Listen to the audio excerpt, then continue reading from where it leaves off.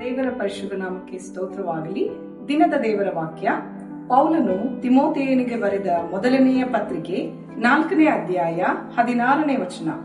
ನಿನ್ನ ವಿಷಯದಲ್ಲಿಯೂ ನಿನ್ನ ಉಪದೇಶದ ವಿಷಯದಲ್ಲಿಯೂ ಎಚ್ಚರಿಕೆಯಾಗಿರು, ನೀನು ಈ ಕಾರ್ಯಗಳಲ್ಲಿ ನಿರತನಾಗಿರು. ಹೀಗಿರುವುದರಿಂದ ನಿನ್ನನ್ನು ನಿನ್ನ ಉಪದೇಶ ಕೇಳುವವರನ್ನು ರಕ್ಷಿಸುವಿ. ದೇವರ ನಾಮಕ್ಕೆ ಸ್ತೋತ್ರವಾಗಲಿ. ನಮಗೆ ದೇವರು ಕೊಟ್ಟಿರುವ ವರಗಳನ್ನ ನಾವು ನಿರ್ಲಕ್ಷಿಸಬಾರದು. ನಾವು ಸರಿಯಾಗಿ ವಾಕ್ಯಕ್ಕೆ ವಿಧೇಯರಾಗಿ ನಡೆದುಕೊಂಡಾಗ ನಾವು ಇತರರನ್ನ ರಕ್ಷಿಸಿ ವಿಧೇಯತೆಗೆ ತರುವುದಕ್ಕೆ ಸಹಕಾರವಾಗ್ತದೆ. ದೇವರಿ ವಾಕ್ಯಗಳನ್ನು ಆಶೀರ್ವದಿಸಲಿ. ಪ್ರಾರ್ಥನೆ ಮಾಡೋಣ. ಪರಿಶುದ್ಧನು ಪರಿಶುದ್ಧನು ಭೂಪರಲೋಕಗಳ ಒಡೆಯನೂ ಆದ ನಮ್ಮ ಪರಮ ತಂದೆಯೇ, ಅಪ್ಪ, ಈ ದಿನವನ್ನು ಆಶೀರ್ವದಿಸಿ ಕೊಟ್ಟಿದ್ದೀರಿ. ಸ್ತೋತ್ರ. ಹೌದು ಸ್ವಾಮಿ, ನಿಮ್ಮ ಉಪದೇಶವನ್ನ ಕರ್ತನೆ ಕೇಳಿ ಅದರಂತೆ ನಾವು ನಡೆದು ಕರ್ತನೆ ಇತರರನ್ನು ರಕ್ಷಿಸುವಂತಹ ಒಂದು ಭಾರವನ್ನು ಕೊಟ್ಟಿದ್ದೀರಿ. ಸ್ತೋತ್ರ ರಾಜ.